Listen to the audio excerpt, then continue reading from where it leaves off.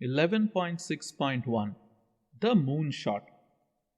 In the 1960s, the two superpowers had already each developed a large stockpile of nuclear bombs, along with the ballistic missile delivery systems needed to drop them on their intended targets. Unlike conventional weapons, which could be field tested in various proxy wars in different parts of the world, nuclear weapons presented a riskier fallout, both politically and biologically, that is, at different levels of organization.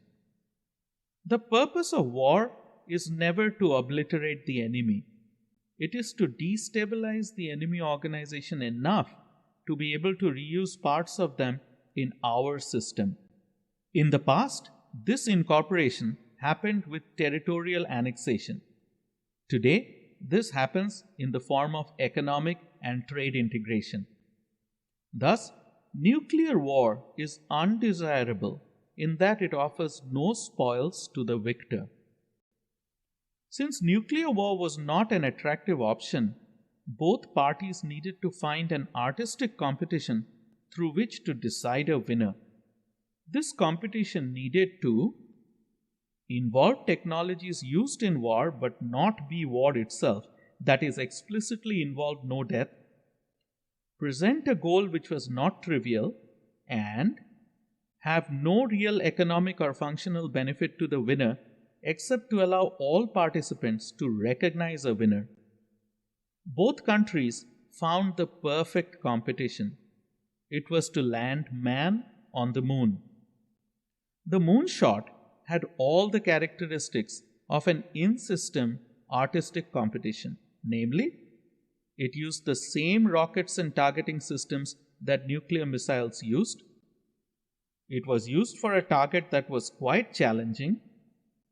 It provided no real functional benefit.